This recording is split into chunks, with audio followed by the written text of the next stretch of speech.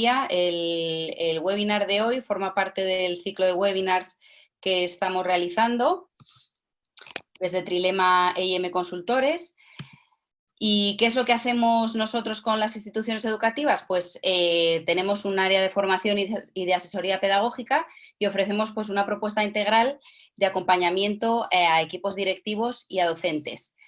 Siempre ponemos el foco en la misión institucional de cada uno de los centros con los que trabajamos y nuestras áreas de trabajo pues, son la dirección y la gestión, marketing y comunicación y la parte, por supuesto, de innovación educativa, que es del área que va a hablar esta tarde Carmen. Respecto al tema de hoy, pues os cuento que, bueno, como ya sabéis, los que os habéis inscrito, va sobre la organización curricular por ámbitos, que creemos que es una oportunidad tremenda que tenéis que aprovechar y pues en la tarde de hoy Carmen nos va a hablar pues de cómo, por qué hablamos ahora del aprendizaje por ámbitos como una oportunidad de futuro y qué claves hacen de esta manera de organizarnos un modo excelente de aprendizaje para nuestros alumnos. Entonces, bueno, pues os dejo de compartir pantalla, os dejo con Carmen y yo creo que ya puede compartir ella pantalla. A ver, pues no sé si Carmen ha entrado y ha vuelto a salir. A lo mejor no le dejaba compartir pantalla. Aquí está. Ya estás, Carmen. Pues todo tuyo.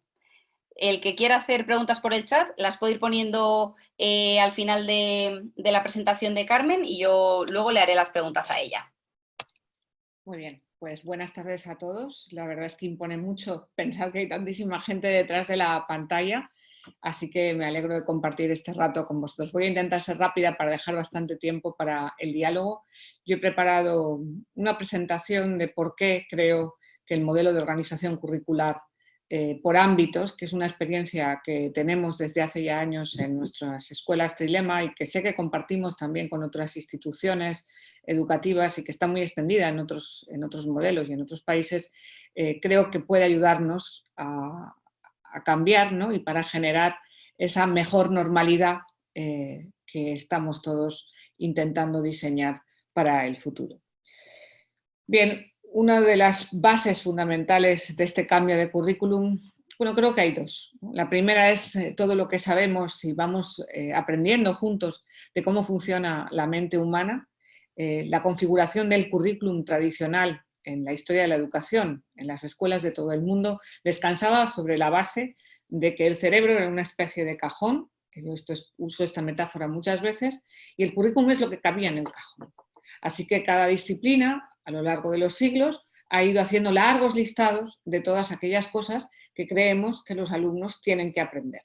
Y por lo tanto, los currículums han ido engordando a lo largo de los siglos, siempre muy resistentes a abandonar lo que estaba y a cambiar o a incorporar las necesidades nuevas. Y es un debate casi eterno en todos los sistemas, qué cosas debían estar en la caja y qué cosas no deben estar en la caja.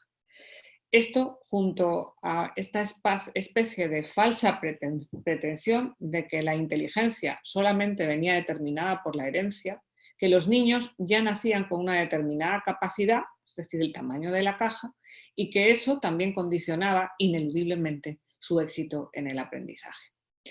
He querido traer dos frases de Howard Gardner, uno de los grandes gurús de la innovación, porque parece que hablar de interdisciplinariedad, que es de lo que vamos a hablar esta tarde, o como vamos a fundamentar los ámbitos, se trata ahora de ir en contra de las asignaturas, del conocimiento disciplinar, etcétera, etcétera. Así que traigo dos citas que parecen, aunque son del mismo libro, parecen casi que contradictorias en su pensamiento.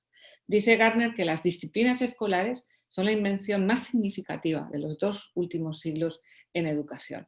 Pero a la vez, la comprensión, el conocimiento en profundidad que nos aproxima al mundo real, solamente se adquiere cuando se sale de ese marco de las disciplinas y se juega en territorio de realidad. Es más, esa comprensión aumenta en la medida en la que usamos esos conocimientos disciplinares en contextos distintos y dispares de aprendizaje. Por eso, si nos asomamos a todo lo que sabemos, sobre todo en los últimos 15 años, sobre la mente humana, tenemos unas consecuencias que deberían cambiar, como lo tuvieron en su momento la visión que se tenía del cerebro. Ahora tendríamos que tomar en cuenta algunas de esas prioridades para reorganizar de una forma bastante drástica nuestra vida escolar. Por supuesto, consecuencias de lo que sabemos del funcionamiento de la mente es la importancia que tienen los sentidos. Aprendemos por los sentidos. Por lo tanto, todo aprendizaje es una experiencia estética, porque al final la percepción depende en gran medida de ahí. La implicación emocional es fundamental. Las emociones positivas dejan un efecto en nuestra memoria a largo plazo. Recordamos mejor aquello que hemos vivido con intensidad. Los desafíos de aprendizaje tienen un impacto positivo, pero las amenazas y determinadas consecuencias de los sistemas más tradicionales de evaluación tienen un impacto negativo, es decir, producen aprendizajes superficiales y efímeros. Los entornos estimulantes son positivos. Las experiencias ricas, auténticas y complejas fomentan también la comprensión. Y esas mismas experiencias no conducen automáticamente al mismo tipo de conocimiento. Es decir, ante la misma experiencia, un grupo de alumnos va a reaccionar y va a interiorizar conocimientos muy diversos. Y por supuesto también, como bien conocéis, el impacto que tiene en el procesamiento de la información y en el logro del conocimiento, las habilidades como la elaboración de juicios, la toma de decisiones o la resolución de problemas. Esas consecuencias que hoy conocemos mejor de cómo aprendemos de una forma óptima es una de las causas principales para hacer un cambio en los currículos. La otra gran fuente de cambio, de innovación en el modelo curricular son, por supuesto, las famosas y mal traídas competencias. Llevamos ya casi para 20 años lidiando en nuestro sistema educativo con la coexistencia entre definiciones competenciales y la redacción de largos listados de contenidos más tradicionales. Los mejores modelos en este momento curriculares y los mejores sistemas del mundo han hecho un salto cualitativo y valiente por modelos de definición competencial. Evidentemente, en la medida en que un currículum legal se define por competencias, es mucho más fácil hacer opciones de organización curricular, que es lo que va a hacer el modelo de ámbitos, organizar curricularmente, o organizar de una manera determinada, la propuesta curricular que se nos hace a las escuelas. Repito, en la medida en que seamos capaces de apostar en nuestras legislaciones y en nuestros proyectos de centro por las definiciones competenciales de las distintas disciplinas, nos va a ser mucho más fácil poder diseñar formas más motivadoras y también más eficaces de aprendizaje profundo. Por eso, al final, la premisa antes de empezar a diseñar los ámbitos no es si vamos a tener clases más grandes, vamos a cambiar los horarios o ahora de repente vamos a tener que hacer un mare magnum de asignaturas. Lo primero, el primer paso, es pensar, hacer una reflexión sobre qué entendemos que es el currículum y qué papel juega el currículum en nuestro proyecto de nuestra escuela y en las finalidades que nosotros queremos que esa escuela cumpla, que al final tienen mucho que ver con el modelo antropológico, es decir, con la clase de alumno, la clase de persona que queremos que se genere en nuestras escuelas. Por eso a mí me gusta mucho esta imagen cuando explicamos cómo trabajamos el currículum, esta imagen del iceberg. Porque la parte de arriba, lo más visible, los contenidos de las distintas asignaturas, solo es una pequeña puntita visible, con más o menos acierto, que cada gobierno, según sea de un lado u otro, define con mayor o menor amplitud. Muchos de esos contenidos se han quedado obsoletos y otros muchos están ausentes. A algunos les tenemos preferencias y cada profe tiene su favorito. Al final, estos contenidos están muy vinculados a aquellos aprendizajes competenciales, es decir, a cómo entrenan todas las dimensiones de la personalidad y de la acción de la persona en el mundo. Esas son las competencias. Las competencias es una especie de retrato de cómo los alumnos van cambiando su desarrollo y convierten las ideas en acción y la acción en carácter. Por eso la última parte de ese iceberg profundo, el currículum, debe reflejar aquello que queremos lograr en cada uno de nuestros alumnos. La pregunta, por lo tanto, tiene que ser en esa primera reflexión: esto que estamos haciendo, la manera en la que estamos enseñando, la cantidad de cosas, como dice José Antonio Marina, ¿no? La pedagogía de la hamburguesa, tantos trocitos pequeños de conocimientos dispersos, tantas veces que repetimos contenidos mecánicos que aparecen en el sistema como los planetas, ¿no? Que aparece 5 veces. El sistema digestivo, que yo digo siempre, aparece 7 veces en el currículum y el intestino no se ha movido. Las fotos de las partes de la planta, que son idénticas en el libro de texto de primero de primaria que de primero de la ESO. Y así sucesivamente. La pregunta es, ¿por qué dedicamos tanto tiempo y tanto esfuerzo? ¿Por qué enseñamos lo que enseñamos? ¿Cuál es la razón de fondo y el impacto que tiene en el desarrollo nuestra organización actual del currículo? Esa fue la primera pregunta, el punto de partida por el que nosotros apostamos ya desde hace casi 10 años por modelos de organización curricular basados en la interdisciplinaridad.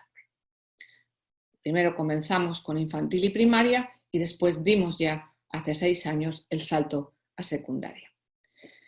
Ese salto es más complejo, quizá porque en primaria siempre o desde hace ya muchos años, ha permanecido una cierta tradición de interdisciplinaridad. Porque en primaria hay un único profesor que imparte distintas asignaturas y siempre se ha sentido más libre para jugar con los tiempos, con las prioridades, para poner a primera hora lo que es más difícil porque están menos revueltos o porque están más dormidos, no se sabe nunca, ¿no? A dedicar más tiempo a las matemáticas que a las sociales. Pero en manos del profe estaba ese poder de reorganizar los recursos, los espacios y sobre todo los horarios en función de lo que consideraba como prioritario en el aprendizaje. Sin embargo, en secundaria este salto es más complejo, porque requiere ineludiblemente la colaboración entre todos los profesores. Y es algo que un solo profesor no puede dar por sí mismo. Un solo profesor en un aula de secundaria puede, seguro que muchos de nosotros lo hemos hecho a lo largo de los años, puede tener un enfoque interdisciplinar, pero no puede apostar por un modelo de organización interdisciplinar del aprendizaje. Bien, de la misma manera que de lo que sabemos del aprendizaje, de la mente, sacamos una serie de consecuencias útiles para la organización interdisciplinar, de cómo han cambiado los currículums y sobre todo cómo ha cambiado la concepción del conocimiento, podemos sacar consecuencias sobre cómo enfocar, ¿no? Sobre cómo entender el saber, entre comillas, con la matriz de todos los currículums. El conocimiento fuera de las aulas es orgánico por naturaleza, no se restringe ni se limita a las asignaturas.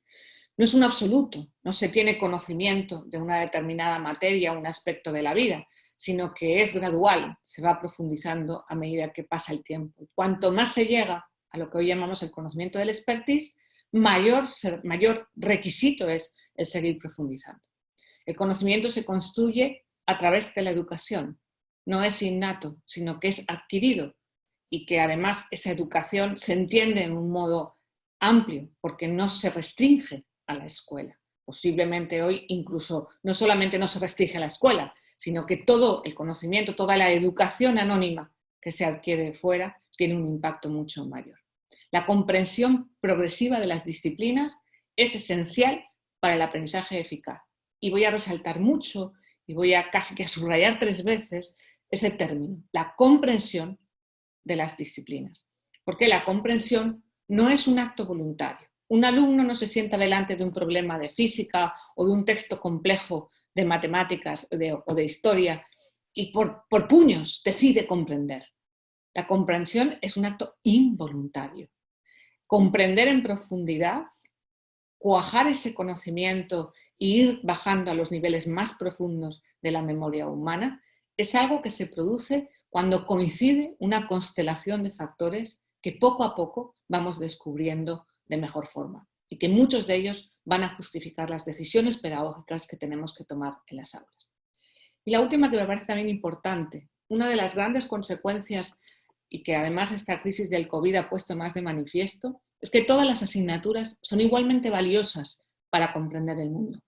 Ningún grupo de asignaturas deberían tener un estatus superior. ni las ciencias contra las letras, ni las matemáticas contra la biología, ni la historia contra cada una de las disciplinas o de los ámbitos del saber, responde a una faceta del mundo y de la comprensión del ser humano. Y necesitan tener su lugar, su espacio. Y muchas veces son las modas, necesidades pragmáticas, economicistas o interesadas las que definen cuántas horas dedicamos a las matemáticas, 6 en alguna comunidad autónoma, frente a las 2 o 45 minutos que le hemos dejado a la música. ¿Qué nos dice antes de pasar a los ámbitos? Quizá porque en mi mente, en la historia de la implantación de nuestros modelos, una de las resistencias o de las dificultades mayores que hemos tenido por parte fundamentalmente muchas veces de las familias es la pregunta por el rigor. ¿Se pierde rigor si decidimos apostar por un modelo interdisciplinar o una organización globalizada del currículum o por ámbitos? Así que nos asomamos a las consecuencias de la investigación de los mejores estudios que existen hoy sobre los modelos interdisciplinares de aprendizaje. Multidisciplinares, ahora después explicaré la diferencia. ¿Cuáles son las consecuencias? He citado 2 grandes estudios que desde aproximadamente hace 10 años han ido poniendo de manifiesto algunas de las características fundamentales que debe tener un modelo interdisciplinar de organización curricular para ser eficaz. Necesitamos una reducción en el número de contenidos prescriptivos que las leyes marcan en cada una de las disciplinas. Necesitamos además que se nos deje a los centros suficiente flexibilidad para organizar esos contenidos de una forma adecuada a cada contexto y a cada perfil de escuela y de alumno. Necesitamos unos fines y valores culturales claros que permitan establecer prioridades y no dañar, entre comillas, a determinadas disciplinas frente a otras, ni caer tampoco en la instrumentalización de la educación. Y me refiero a cosas como organizar el currículum para sacar buena nota en las pruebas de PISA y quitar todas las partes creativas, por ejemplo, las enseñanzas artísticas, o tener a los alumnos entrenando durante meses los exámenes de diagnóstico de la comunidad o el país correspondiente. Necesitamos, para que funcionen estos modelos, y esto es muy concreto, asegurar un nivel alto de logro en lengua, matemáticas y competencia digital. Por muchas razones que ahora no tenemos tiempo de explorar. Pero quizá hay una muy inmediata que parte de nuestra experiencia. Y es que los buenos profes, los profes buenos de toda la vida, se sienten seguros cuando los alumnos adquieren estas 3 tipologías de competencias. Y son más arriesgados a la hora de jugar con contenidos curriculares siempre que vean, que palpen en realidad que sus alumnos mejoran en estos 3 ámbitos de una manera rigurosa, sistemática y evaluada. Necesitamos ofrecer oportunidades explícitas para que los alumnos combinen, y esto va a ser muy importante en nuestro modelo, se beneficien a la vez de lo que tienen las enseñanzas específicas de cada disciplina con los beneficios que tienen la propuesta de tópicos y experiencias cross-curriculares que cubran la historia, la cultura y los logros, los avances, los descubrimientos en los distintos campos de la ciencia y del saber en nuestro mundo. Necesitamos, en quinto lugar, ofrecer oportunidades explícitas para ayudar al desarrollo personal y las actitudes hacia el aprendizaje de cada uno de los alumnos. Esto también es muy importante, que la organización curricular desencadena un proceso de cambio en las metodologías y en los sistemas de evaluación. Es un pack indisoluble y requiere de una forma también muy sistemática y rigurosa que junto con las propuestas de organización curricular se deje espacio para la personalización de cada itinerario de aprendizaje. Aparece en los últimos años, en los últimos 15 años, un concepto que a mí particularmente me gusta mucho y que he visto reflejado en las propuestas curriculares más interesantes, el concepto de los dominios o de los campos del aprendizaje, que especialmente los currículums anglosajones más innovadores, los que se están gestando en los últimos años, ya no organizan las asignaturas per se, sino que las agrupan en esa escala de dominio de aprendizaje. Y es más, generan herramientas de evaluación en la profundización del conocimiento, del manejo de cada uno de los dominios. Bien, ¿cuáles son las recomendaciones que un poco los estudios comparados de estos modelos interdisciplinares de currículum nos hacen? Y que para nosotros han sido importantes, y ahora ya voy a ir aterrizando en las opciones que hemos ido tomando. El primer paso es determinar qué necesitamos que nuestros alumnos aprendan.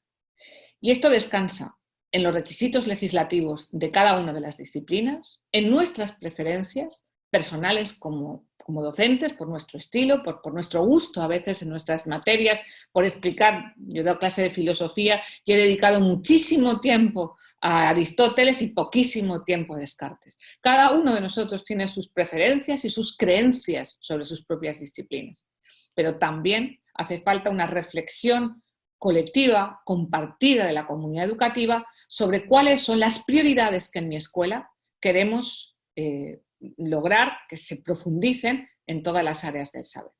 Yo recuerdo que nuestro primer ejercicio, cuando empezamos en secundaria a organizar los ámbitos, fue cubrir toda un aula grande, llena de papel continuo, y pintar sobre las paredes todos los contenidos y los aspectos de cada una de las asignaturas y cruzarlas con posis de colores, ir relacionando unos con otros, pero en aquel gran mural estaba todo y había que tomar decisiones y determinar cuáles eran esos estándares, es decir, cuáles eran los aprendizajes profundos que queríamos lograr. Y esa decisión tiene que ser compartida. Y a partir de ahí el segundo paso, mapear los contenidos curriculares prescriptivos, las largas listas que están en los currículums de los boletines oficiales o de los documentos legislativos que hay en cada país, sé que hay mucha gente aquí de América Latina. Mapear esos contenidos es ese ejercicio que hicimos nosotros de cubrir las paredes llenas de un montón de contenidos. A veces vienen de los documentos, otras veces vienen de los libros de texto, de las unidades didácticas, de las lecciones de la vieja usanza que hemos dado, de aquellas cosas a las que no queremos renunciar. Porque en ese mapeo hay que ordenar, porque todos los contenidos no pesan igual en la importancia que damos dentro de la disciplina. Yo suelo decir que dentro de cada disciplina, de cada área, hay un 20% de contenidos curriculares que son indispensables. Son indispensables para la comprensión y para la evolución vertical de ese saber. Pero luego hay muchas otras cosas que son accesorias. Hay algunas cosas recomendables y luego hay un porcentaje importante que es accesorio y que hay que dejar de lado y buscar otras fórmulas para trabajarlo. El tercer paso es seleccionar tópicos generativos potentes, experiencias, temas, grandes preguntas, que sean capaces o que requieran que para resolverlas tengamos que contar con conocimientos adquiridos en distintas áreas. Buscar estrategias didácticas, metodologías adecuadas a ese tópico y a ese planteamiento, pero también a las necesidades concretas de los alumnos con los que vamos a trabajar. En quinto lugar, proponer productos finales, y hago un paréntesis. Por supuesto, trabajar por ámbitos supone trabajar con formato de proyectos. Hay distintas opciones. Nosotros tenemos un modelo de proyecto vertical, curricular, muy organizado, que combina distintas escuelas, que tenemos muy testado desde hace años y que va interiorizándose poco a poco en el imaginario de nuestras escuelas. Por supuesto, ámbitos, proyectos, producto final. Y el producto final no siempre consiste en hacer con las manos una maqueta. Un producto final puede ser la profundización de un aspecto curricular y la representación de ese aspecto con distintos lenguajes. Puede ser un servicio a la comunidad que les involucre en un proceso de transformación social. Pueden ser muchas cosas, pero necesitamos proponer productos finales vinculados a la experiencia o al tópico inicial y que sean distintos para permitir que distintos estilos de aprendizaje, distintas velocidades de aprendizaje, distintas necesidades especiales puedan también aportar y construir su versión de ese producto con éxito. Y por último, nuestro último paso, que también ha sido muy importante y que lo hemos incorporado en estos últimos años, es elaborar en esos procesos un dossier que visualice con claridad a los alumnos desde el principio y a sus familias cuáles son los objetivos de toda esa experiencia de aprendizaje, qué recursos van a estar disponibles y qué herramientas de evaluación van a necesitar tener presentes desde el principio para mantener el rigor del aprendizaje. una vez se opta por una organización curricular interdisciplinar, se pueden elegir distintos modelos. En los distintos sistemas educativos, incluso en las distintas escuelas, hay 5 grandes modelos de organización interdisciplinar. Y esto es muy importante, porque hablar de ámbitos es una expresión muy ambigua y hay que elegir y hay que decidir muchas cosas a la hora de diseñarlos. Y nosotros en las distintas escuelas tomamos decisiones a veces distintas en cuanto a cómo enfocar cada una de estas opciones. E incluso en la misma escuela, los proyectos del ámbito sociolingüístico toman opciones distintas al del científico-tecnológico. E incluso dentro de la misma escuela, el primer proyecto puede tener un enfoque distinto al cuarto proyecto. Por eso es importante manejar explícitamente cuáles son esas decisiones que vamos a tomar a la hora de diseñar la organización curricular.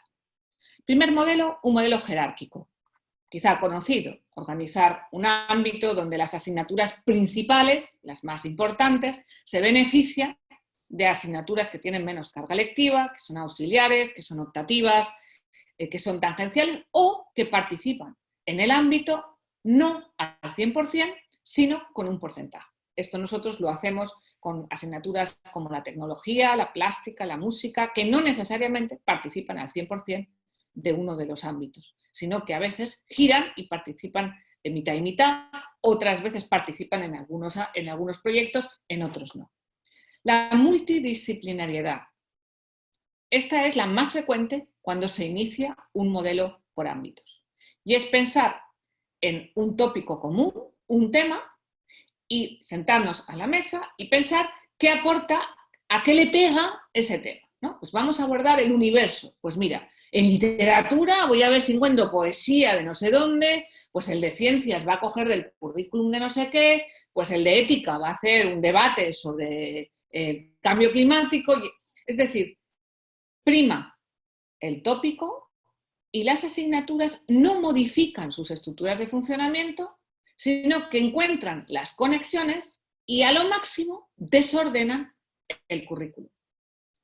El modelo, quizá a mi gusto, el que sería hacia el que aspiramos, que es un modelo real de interdisciplinariedad. Es decir, no es solamente que las asignaturas coexisten en tiempos, o en espacios, o en recursos, o en enfoques, sino que realmente nos unimos, nos combinamos, buscamos el mayor número de conexiones posibles, reorganizamos una propuesta a la totalidad con mucha flexibilidad en el tratamiento curricular. Lo que se llama la organización de oportunidad, es decir, lo que se hace quizá es más frecuente en primaria, pero también lo hacemos muchas veces en secundaria, y es elegir experiencias, acontecimientos, eventos, el Día de la Ciencia o la Semana de la Ciencia, el Día de la Paz, es decir, determinadas circunstancias que van a hacer que seamos flexibles parcialmente en la organización, o sea, nos unimos para ceder, como si dijéramos, una parte de nuestro espacio curricular o de nuestros tiempos lectivos para alrededor de esa semana o de ese tiempo o de ese acontecimiento. ¿Cuál es la ventaja de los que optan por lo que se llama la interdisciplinaridad de oportunidad? Supone que los alumnos tienen más interés porque son cosas que les tocan más de cerca. Y luego lo que llamamos tipos de organización de focos dobles, que lo que hacen es combinar aquellas experiencias que suscitan más interés o implicación por parte de los alumnos con experiencias propuestas por los docentes porque las consideran relevantes, no tanto para la vida de los niños, sino sobre todo relevantes para la asignatura, es decir, para su disciplina. Y crean experiencias que los alumnos jamás hubieran sugerido porque no entran en su universo de interés, pero sin embargo que son capaces de engancharles. ¿Cuáles son las claves para el éxito de los ámbitos? Hay muchas. Yo he seleccionado 8 así rápidas porque creo que nos pueden ayudar, no solamente en nuestra experiencia, sino en otras experiencias creo que está por ahí Padre Piquer, hemos visitado a Mara Berry, que lleva muchos años trabajando en primaria por ámbitos, en muchas escuelas, hemos hecho muchos proyectos durante años, más o menos con una cierta flexibilidad. ¿Cuáles son esas claves para que los ámbitos funcionen? Para mí la primera, garantizar la inclusión y la participación de todo el alumnado. Creo que una de las grandes ventajas de organización curricular por ámbitos es que cambia la cultura de la escuela en cuanto a la inclusión y permite distintas velocidades y distintos grados de profundización en aprendizajes sin necesidad de sacar a los alumnos de las aulas o de separar o de romper o de diferenciar físicamente al alumnado.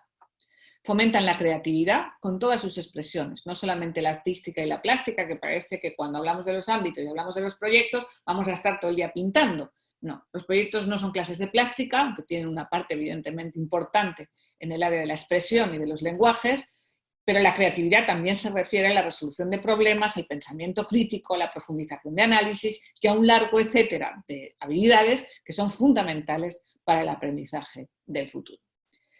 Profundizar en contenidos y habilidades específicas de las asignaturas, ¿vale? Esto es, puesto ahí el Hertz Project, que es un proyecto de investigación que se realizó hace pocos años y que vuelve a insistir en lo que decía anteriormente. Los ámbitos funcionan cuando se dejan espacios blindados para profundizar también en los saberes específicos de cada una de las áreas. Son eficaces cuando se hace visible que se progresa en todos los aprendizajes, no solamente en los estéticos, sino también en los duros, en los aburridos, en los que nadie quiere. Es decir, un profe, una escuela, se anima a seguir implicándose en esta forma de trabajo cuando ve que los alumnos que aprenden siempre aprenden más y que los alumnos que se desenganchan con frecuencia se enganchan mucho más. Y que se progresa no solamente en la creatividad y el cooperativo, sino también en la comprensión de las matemáticas o de la historia. Son eficaces cuando las experiencias, punto de partida, lo que nosotros llamamos la tarea cero, que suele ser la primera semana de cada proyecto, ¿vale? Nosotros tenemos organizados en secundaria 2 ámbitos y en cada uno de los ámbitos se trabajan 6 proyectos anuales diferenciales que parten de una experiencia que tiene que ser potente, enriquecedora, intensa y compartida por los equipos que van a trabajar después en los proyectos. Es fundamental desarrollar relaciones fuertes y positivas entre la comunidad educativa, pero también con el entorno. La organización curricular por ámbitos, per se, pide que las escuelas abran las puertas y se relacionen intensamente con todas las oportunidades de aprendizaje de fuera de la escuela. Desde el ayuntamiento, la municipalidad, los museos, las ONGs y un largo etcétera, ¿no? Hay muchas opciones fuera y la organización interdisciplinar invita a la colaboración en buscar y añadir experiencias intensas de fuera de la escuela que enriquezcan ese aprendizaje.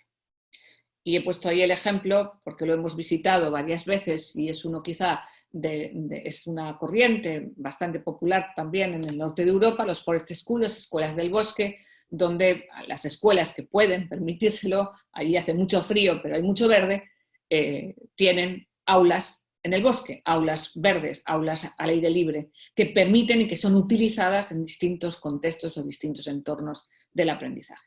Y por supuesto, los ámbitos funcionan cuando crean espacios seguros y estimulantes para aprender.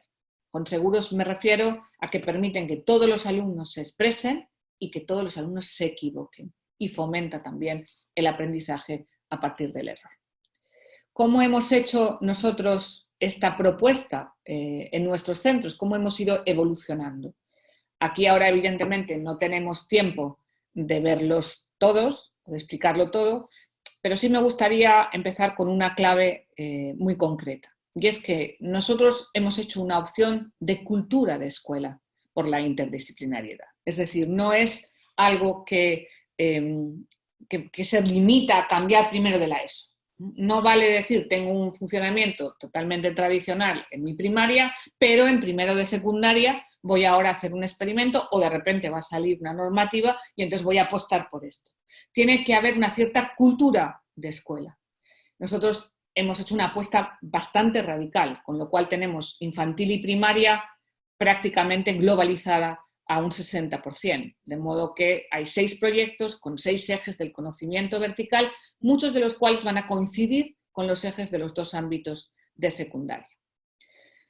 Cuando empezamos, intentamos hacer un único ámbito, es decir, intentamos hacer un único proyecto cada 6 semanas donde participaban todas las áreas, un poco con esos 5 modelos que he descrito. Pero pronto nos dimos cuenta que esto en secundaria era tremendamente complejo y a veces forzabas mucho los contenidos de las asignaturas. Y optamos por mantener el doble ámbito y por mantener en horarios distintos espacios para cada uno de ellos. Y por articular movibles algunas áreas que se van combinando, que en unos proyectos están en un ámbito y en otros proyectos están en otros. Y a veces, si propiciamos, este año habíamos hecho esto del coronavirus, nos ha alterado un poco, pero el último proyecto iba a ser una combinación para cambiar las bodas entre las materias, por si me permitís la expresión coloquial. De modo que iban a unirse un poco los más antagónicos. Pero eso responde también al grado de consolidación que uno va teniendo en el modelo de organización curricular. Primero y segundo de la ESO tenemos el 80% del currículum organizado en los 2 ámbitos, y en tercero y cuarto de la ESO, por distintas razones, tenemos un modelo mixto, de modo que trabajamos por ámbitos algunas partes del currículum de cada área para que sea insisto en el tema de la cultura de centro, porque realmente si los ámbitos nos dan tanto, no queremos renunciar a ellos cuando los alumnos van avanzando. Pero es verdad que el peso de un sistema muy tradicional, el peso de unos exámenes y sobre todo un bachillerato que se resiste a cambiar, hace muy difícil hacer una opción radical por ámbitos en la última etapa de la secundaria. Entonces hacemos un sistema mixto, de modo que cada trimestre se hace un proyecto interdisciplinar de un ámbito y un proyecto interdisciplinar del otro ámbito, y el resto de las sesiones se hacen al modo más tradicional. Este enfoque, insisto, en que responde a una visión vertical de la organización del currículum de toda la escuela y una visión vertical de la organización de cada asignatura. Por supuesto que trabajar por ámbitos tiene muchas ventajas de motivación, de implicación de los alumnos. No me quiero enrollar porque creo que tengo que terminar ya, si no Patricia me va a cortar el Zoom. Pero no es suficiente, ¿no? Lo hemos utilizado mucho y de forma cotidiana con los alumnos con más dificultades de aprendizaje, pero nuestra apuesta es para todos. Y de hecho creo que en este momento tiene también y ofrece muchas ventajas, no solamente para los que tienen dificultades, sino también para los alumnos que tienen alto desempeño y altas capacidades. En su caso me gusta más hablar de alto desempeño, que son alumnos que pueden extender y expandir más su conocimiento más allá de los requisitos meramente legales. Cada una de las áreas la tenemos organizada de forma distinta. Hay áreas que van saltando de un ámbito a otro, como la plástica, la música, el emprendimiento, en fin, distintas asignaturas, la religión o los valores en su caso. Se colabora con distintas áreas. Nosotros tenemos algunas asignaturas propias, aprender a pensar, tener 1 hora a la semana, el plan lector, que son áreas que se vinculan a uno de los 2 ámbitos, a una de las 2 temáticas, dependiendo un poco también de los profesores y dependiendo de las temáticas. ¿Desafíos para la organización? Muchos. Por supuesto hay que cambiar horarios, ahora pondré algún ejemplo, los espacios, los recursos, pero creo que el desafío más grande es generar dinámicas colaborativas de trabajo docente. Trabajar por ámbitos significa que los profesores tienen que programar en equipo, preparar las clases en equipo y dar las clases en equipo, que es algo que no es habitual escuchar, pero trabajo por ámbitos supone codocencia. Y esto requiere aprender a hacerlo. No es algo con lo que nacemos enseñados y, por supuesto, no es algo para lo que nos han preparado. Nos han preparado para un estilo mucho más individualista. Nosotros hemos hecho una apuesta donde el espacio lo ha permitido por la hiperaula, es decir, tenemos sin paredes, aulas muy grandes, con 50, 60 alumnos juntos. Si queréis visitar alguna de las escuelas, donde 2 o 3 docentes pueden a la vez, simultáneamente, estar con esos alumnos, ¿no? Y luego mucha flexibilidad a la hora de organizar espacios, de organizar sobre todo los horarios, y bueno, pues un poco de fidelidad creativa a la legislación. Vamos a dejarlo ahí, que creo que hay algún inspector escuchando. ¿Cómo creamos esos equipos docentes mixtos? Pues con un modelo también de organización, que la LOCE nos permitió también, de organización de los departamentos. Bien, he ido contando un poco esto, de cómo están organizados por ámbitos y cómo los proyectos interdisciplinares en tercero o cuarto duran como máximo 3 semanas. En primero y segundo duran aproximadamente 6 semanas, cada uno de ellos, depende, hay 2 cada trimestre en cada uno de los ámbitos. ¿Cómo organizamos? Pues un poco ahí tenéis los ejes vertebradores y después de cada área vamos repartiendo, como si dijéramos, el currículum y lo repartimos en todas las cajas. La última caja, por ejemplo, es una propuesta, creo que es de primero de la ESO, es una propuesta, el método científico, que para mí es uno de los ejes más importantes en todas nuestras escuelas, desde infantil hasta secundaria. Toda la escuela hace un proyecto vertical sobre el método científico, donde trabajan o participan tanto el ámbito científico-tecnológico como el ámbito sociolingüístico y demás. Entonces, ahí tenéis algunos de los títulos. ¿Y cómo organizamos los horarios? Bueno, pues los horarios, dado que hasta ahora, por lo menos, la ley no nos permitía este sistema de trabajo, lo permite en primero de la ESO, aunque ha costado porque las administraciones son un poco resistentes, pero lo que hemos hecho es hacer los horarios correlativos, de modo que si primero A tiene geografía a las 9 y lengua a las 10, primero B tiene lengua a las 9 y geografía a las 10, con lo cual al juntar los grupos, los 2 profesores están con los 2 grupos todo el tiempo. A eso me refería con la codocencia y con la necesidad de generar equipos. Por supuesto, trabajar por ámbitos supone trabajar por proyectos significa tener bloques horarios más largos. El sistema de los 45, 50, incluso 60 minutos no es óptimo para un modelo de organización curricular por ámbitos. Las programaciones tienen que ser exhaustivas, rigurosas. Tenemos que garantizar que al final de todo el curso todo está contemplado. Insisto, sobre todo también para dar tranquilidad en los periodos de transición a las familias, a los mismos alumnos y también a los profesores, de que todo lo que hay que aprender se aprende. Se aprende más, se aprende mejor y lo que se aprende se recuerda durante más tiempo. Y esto hay que sistematizarlo. Y bueno, pues muchos ya conocéis nuestra manera de trabajar y de programar y cómo después a partir de las maquetas como estas hacemos todo el desarrollo para cada una de las actividades. Esto es un modelo de dossier. Los dosieres acompañan a cada uno de los proyectos, los preparan los docentes y fundamentalmente tiene un esquema parecido al que tenéis en la pantalla. Está la temporalización, el tópico, las preguntas o los hilos conductores, una gradación en orden de importancia y de relevancia del contenido curricular de las áreas que participan, los estándares que hay que cumplir y sobre los que les vamos a evaluar, los criterios en las comunidades autónomas donde mantienen la doble nomenclatura, los materiales que ofrece el profesor, el material externo que pueden consultar. Desde el año pasado hemos introducido dentro de los ámbitos seminarios monográficos, no necesariamente para todos los alumnos, sobre lo que llaman los ingleses el nitty-gritty, sobre las partes aburridas del currículum que es muy difícil engancharlas a un proyecto sobre la transformación del universo, ¿no? Y si hay que entender el adjetivo calificativo, pues bueno, hay un seminario monográfico para aquellos alumnos que necesitan, pues sobre todo en las instrumentales, necesitan reforzar determinados contenidos o lo contrario. El proyecto les viene un poco corto y el tiempo del seminario lo pueden dedicar a explorar aspectos más amplios de profundización curricular. ¿Qué hay que hacer? Y con esto voy a terminar antes de empezar. Pues hay que pararse. Hace falta horas de reflexión y de trabajo sobre el currículum y de organización, no de cada profe ni de cada departamento, sino hace falta un proceso inicial de reflexión del claustro. Esto es fundamental.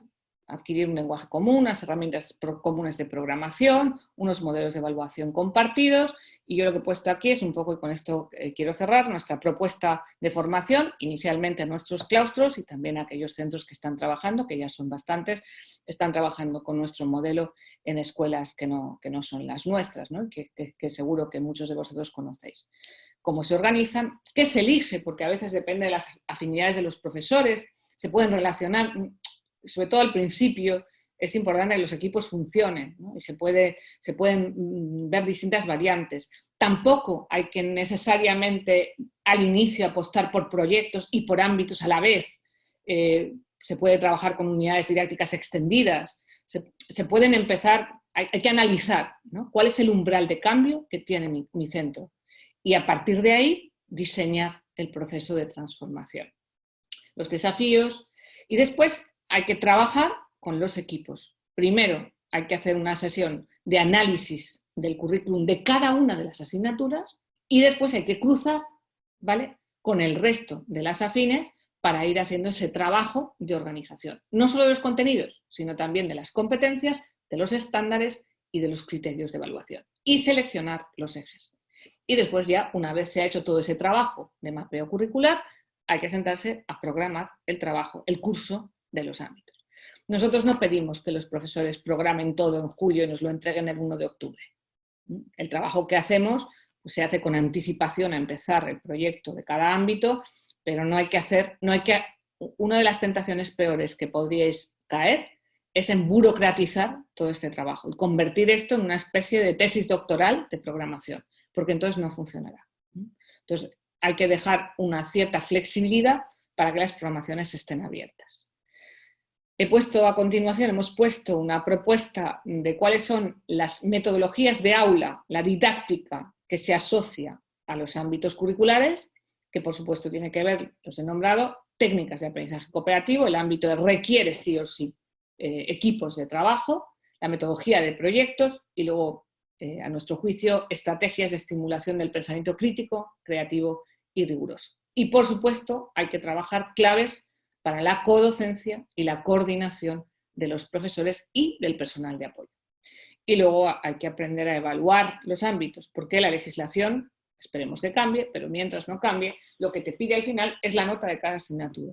Y hay que generar las herramientas, los porcentajes, los instrumentos, los exceles, que nos van a permitir después volcar en una calificación justa y objetiva de todo el trabajo, pero a la vez hay que diseñar las herramientas de evaluación de aprendizaje que mantengan el rigor y la motivación en los alumnos. Y eso supone pues, generar, a la vez que se va generando cada uno de los proyectos del ámbito, generar las herramientas correspondientes. Y después pues hemos puesto una sesión, un poco una propuesta de acompañamiento. Bien, hay dos fotos. Una es nuestra clase de trilemitas, con esto cierro, que es la primera promoción de Pobla, de la Escuela Trilema. Es una foto a la que tengo mucho cariño porque son los peques, eran los peques, ahora ya están en quinto de primaria, y una foto en el Pilar, el último de nuestros coles con secundaria, de nuestros seniors, en una de las celebraciones del aprendizaje, ¿no? Y un poco por cerrar con esa visión, ¿no?, de que la cultura de la escuela es la que permite la transformación y la transformación crea la cultura. Por eso es tan importante, cuando uno habla de dar un giro a cambiar el currículum, se trata de dar un giro a decidir realmente qué queremos que ellos sean en el futuro. Me he pasado, Patricia, lo siento. Pero... Nada, estaba tan interesante que no te he querido cortar. Es un poco complicado, pero bueno, dejo de cortar tu pantalla y... Además, ¿sabes qué pasa? Que muchas de las preguntas que han hecho las iba resolviendo en estas últimas diapositivas, entonces por eso te he dejado tranquilamente. Gracias. Muy bien. No veo mensajes, así que... Nada, yo te voy contando un poquillo. Bueno, pues nos han hecho varias preguntas que has ido resolviendo, sobre todo en la última parte, sobre temas de organización horaria, cómo evaluar, qué metodologías utilizar. Y bueno, esas yo creo que han quedado resueltas con todo. Insisto mucho en que hay criterios, pero en este tema, girar de la asignatura a las 9 a toque de campana a una organización por ámbitos es un cambio de cultura escolar muy grande. Entonces, es un desencadenante de cambio grande y necesita mucha reflexión y un aterrizaje en las circunstancias de mi escuela. Eso es aquí enlazo un poquillo una cosilla que nos han preguntado, que bueno, evidentemente cada uno tiene que ir a su ritmo y analizar cuál es su situación como escuela. Y entonces había una pregunta que eso yo creo que es casi imposible de responder. ¿Cuánto tiempo se tarda en implantar esto realmente en un centro? ¿Una semana? Claro, Broma, broma. claro, que es muy difícil de responder esto. No es tan difícil. Quiero decir, ¿cuánto tiempo hubiéramos calculado hace 3 meses que se tardaba para que un país y un sistema educativo pudiera tener la competencia digital suficiente para hacer el homeschooling que estamos haciendo todos? Sí. Imposible, inviable, 10 años. Quiero decir, ¿cuánto hemos tardado? Quiero decir, yo creo que lo ideal, pues posiblemente sería una transición, pero creo que tampoco es tan complicado y hay que empezar, ¿no? Uh-huh. Empezar con determinadas decisiones simultáneas, es decir, con primero una mínima formación de cómo hay que hacerlo y con una combinación de organización curricular con metodología y evaluación. Es decir, no se puede cambiar solo la organización del currículum, sino se introduce al menos esos 3 tipos de metodologías simultáneas, ¿vale? Trabajo en equipo, estrategias de aprendizaje cooperativo, estrategias de profundización en el pensamiento crítico y creativo, es decir, para que traten los contenidos con profundidad y no se quede una especie de barniz superficial de muchas cosas, porque entonces el peligro, incluso en el imaginario colectivo, la visión que muchos tienen todavía de los proyectos es que hay que jugar mucho. Sí. Y pierde mucho tiempo, y entonces esto hay que evitarlo. Esto es un riesgo que hay que evitar desde el primer día. Uh-huh. En esa planificación, ¿no? Uh-huh. Y luego, ¿cómo se hace un buen proyecto? Un buen proyecto que no es jugar, ni es hacer glamour, sino que es un tratamiento muy riguroso de todas las secuencias del aprendizaje. Y pues esto hay que aprenderlo, esto es un pack básico. Y luego hay que sentarse, creo que el equipo directivo de cada escuela, con los coordinadores de las áreas o de las disciplinas, depende de lo grande que sea la escuela, y comenzar. Hay 2 maneras de comenzar. Si uno no quiere comenzar de golpe, pues puede comenzar con primero de la ESO y luego ir subiendo, que no es una mala idea, ¿vale? Uh-huh. Yo recomendaría comenzar a la vez con todo el curso. O comenzar verticalmente a la antigua usanza con ciencias o con letras. Sí. Hoy hay un discurso muy ya institucionalizado, que es el discurso del STEM, ¿no? Uh-huh. STEM, ciencias, tecnología, matemáticas, que es el área científico-tecnológica ya se configura curricularmente en muchos países como el STEAM o STEM, STEAM con A si incluye plástica o arte, Uh-huh. y STEM si no lo incluye. Yo apuesto por STEAM, es decir, porque incluye a esa área toda el área artística. Pero ya es un discurso bastante manejado entre el profesorado, entonces no es difícil. Ahora hay que hacerlo también con las letras, ¿no?, que están cayendo en desuso. Y, entonces, en letras, entre comillas, es muy fácil, ¿no?, porque hay áreas que se relacionan con relativa facilidad. Sí. Sí, bueno, pues has contestado ya con esto último que has dicho a otra pregunta que si considerabas importante incluir también el ámbito de las artes y eso, así que lo has dicho. Y bueno, también teníamos una pregunta bastante interesante y que está un poco contextualizada en la situación que estamos viviendo ahora. Y nos preguntaban, ¿cómo superamos el reto de la interacción con este tema de la semipresencialidad que vamos a tener? Porque vamos a atender a este modelo mixto y también otra pregunta que venía por otro lado, ¿qué metodologías se pueden utilizar en este caso? Porque tú has hablado evidentemente de aprendizaje cooperativo, pero ahora poco cooperativo vamos a poder hacer con nuestra situación. Cooperativo vamos a hacer, hace 2 minutos que vi, hay más de 1000 personas en este Bueno, ciclo. eso sí. Entonces, en cooperativo no significa estar pegándose de Están puñetazos. pegados, eso es verdad, sí. Creo que hemos ganado destreza digital para poder hacer aprendizaje compartido, si no hacemos cooperativo. Uh-huh. Creo que esto hay que mantenerlo, sea como sea. Pero es verdad que en nuestra organización, por proyectos y por ámbitos, una de las consecuencias más importantes en el aprendizaje de los alumnos es cómo los alumnos ganan autonomía, mucha menos dependencia, es decir, el tiempo directo que tienen que trabajar solos y el profe vigila, eso se reduce drásticamente. Entonces, ¿qué estamos haciendo? ¿Cómo estamos visualizando el curso que viene? Que nosotros hemos hecho una propuesta de formación o de acompañamiento a los centros, hemos llamado trimestre cero, ¿no? Sí. Donde estamos haciendo un trabajo de rediseño de lo que van a ser los primeros meses de curso. Una de las propuestas que hemos hecho en el Blended Learning del trimestre cero es cómo vamos a programar cada clase o cada unidad o cada proyecto, en nuestro caso, con un porcentaje aproximadamente del 50% de tiempo de contacto directo y un 50% de tiempo de contacto indirecto. con lo cual los alumnos, el dossier te permite ir gestando o ir secuenciando todos los pasos que los alumnos pueden trabajar solos, aunque estén en la escuela, pero no estén dentro de clase, estén en los espacios comunes donde vamos a habilitar zonas de estudio y de trabajo personal o de trabajo en equipo con herramientas virtuales, mientras los profesores pueden, en los seminarios o en la atención personal, pueden estar con los grupos más pequeños e irán girando, profes y alumnos, con una movilidad pues un poco que estamos diseñando. El asunto es usar esa flexibilidad para generar la autonomía y modificar esa idea tan clásica de que la única clase eficaz es cuando el profe explica y los alumnos escuchan, ¿no? Hay otras muchas maneras eficaces de aprender, ¿no? Y eso es un poco un cambio de metodologías, ¿no? De cómo vamos a ir combinando esas metodologías. Entonces hay que cambiar la programación, hay que cambiar los modelos de programación y un poco lo que vamos a hacer es como si dijéramos un grupo A y grupo B en cada uno de los ámbitos, de modo que vayan girando a lo largo del día, vayan girando en el perfil de aula a la que cada uno de ellos va a atender. Muy bien. Pues a ver, así que no haya resuelto nada, nos hablaban también, bueno, ¿y qué experiencias hay de escuelas que lo hayan puesto en práctica? Ya has hablado de vuestras escuelas, has puesto otros ejemplos también que ya lo tenéis implantado y que la verdad que están dando muy buenos resultados. Se preguntaban por evidencias científicas de que realmente esto mejora el aprendizaje de los alumnos, trabajar de esa manera.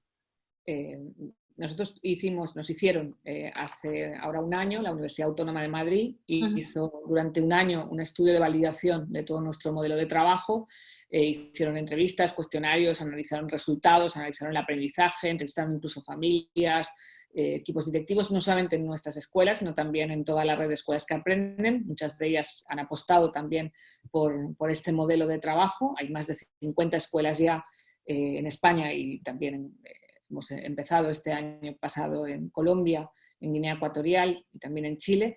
Y hemos hecho todo el estudio del impacto que esto tiene sobre el aprendizaje, sobre la reducción del fracaso escolar, la reducción de la tasa de abandono en las escuelas. O sea que sí tenemos evidencias de que esto mejora. Insisto un poco en que hay alumnos que funcionan bien siempre. Funcionarán bien con ámbitos y con la clase de latín de toda la vida. Sí, profesor también, funcionarían bien. Alumnos que no. Entonces, insisto mucho en que al final es una apuesta, por eso he puesto la inclusividad y la participación en primer lugar.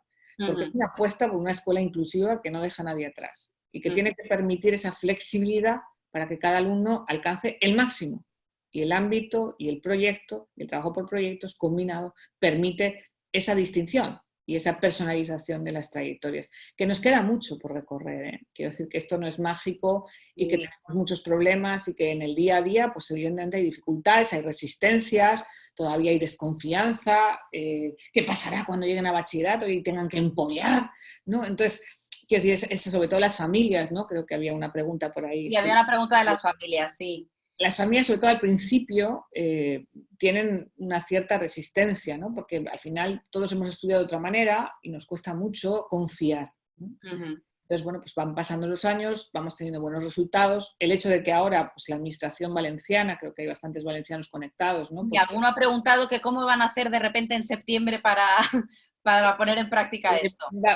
Por distintas razones, yo he tenido relación tanto con la administración como con el ministerio. Parece ser que lo que van a hacer posible es la doble opción. Es decir, van a permitir, como permitió en su momento la ley general, lo que pasa es que no se ha aplicado, permitió que los centros optáramos, esto está recogido, no sé si la LOMLOE lo recoge o lo ha eliminado, la verdad es que no lo he mirado, pero recogía la posibilidad de que primero la ESO se organizara así. Esto aparecía en la ley y apareció, esto es muy interesante, esto se incluyó en la ley de educación anterior porque, por el problema de la transición. Porque si uno analiza las tasas de fracaso escolar, donde se pincha es en el paso entre sexto de primaria y primero de la ESO. Es decir, la tasa de fracaso que se produce en la transición de primaria a secundaria es tremendamente elevada.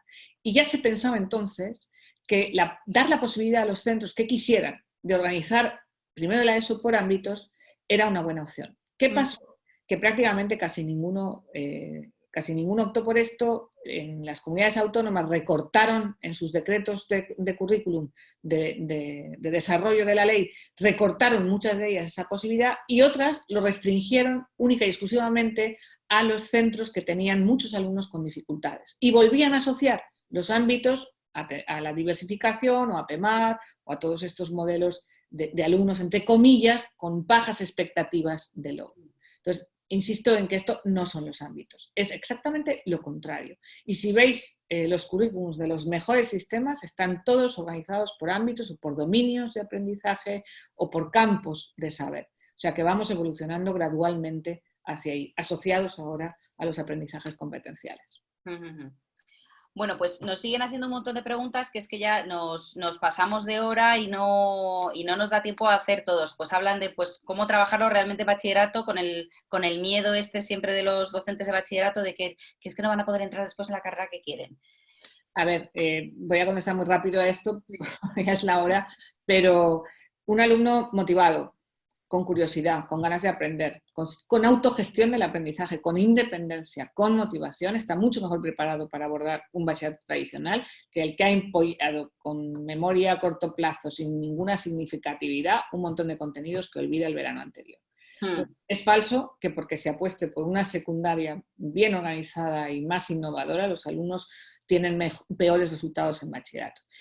Y en segundo lugar, el mejor bachillerato en este momento, la mejor organización curricular en este momento en el mundo sigue siendo el bachillerato internacional, que ya va para casi 50 años, va a ser pronto su cumpleaños, y que apostó desde hace 50 años por una organización por dominios y por ámbitos. Sí. Y sigue y lo ha extendido hacia abajo. Y comenzó en bachillerato, ¿vale? No comenzó en primaria. Sí. El bachillerato internacional empezó justo en bachillerato. Entonces, por eso insisto en que esto es el futuro también de la evolución curricular y creo que hay que confiar en su eficacia. Y luego, pues es verdad que al final la propuesta nuestra es ofrecer pues, un programa de formación de profesores o de acompañamiento a los claustros, a los equipos directivos que queráis hacer una apuesta. Pues en fin, con nuestros compañeros tenemos muchos ejemplos, tenemos los proyectos hechos, muchos ejemplos de currículum, muchas evidencias de aprendizaje de los alumnos, muchísimas herramientas de evaluación de cada uno de los ámbitos, en fin, muchos recursos testados y utilizados en aula y gestados por los profes, a los cuales agradezco también la colaboración porque me han mandado muchas cosas para poder hacer esta presentación, o sea que está a vuestra disposición. Sí, al final hay equipos directivos pues, que se encuentran un poco perdidos en este tema y bueno, pues que sepáis que por supuesto desde Trilema EIM os podemos acompañar en todo este proceso de transformación. Y bueno, pues me da pena porque se han quedado un montón de preguntas ahí en la segunda parte. Podemos hacer sesión 2 de este tema y bueno, pues muchas gracias, Carmen. Ha sido súper interesante, yo creo que se han resuelto muchísimas dudas a lo largo de toda la exposición que has hecho y bueno, agradecer a todos los que se han conectado, que han sido más de 1000 personas esta tarde y bueno, pues en unos días estará disponible la grabación en el canal de YouTube para los que quieran revisarlo. Muchas gracias, Carmen. Chao. Gracias a todos.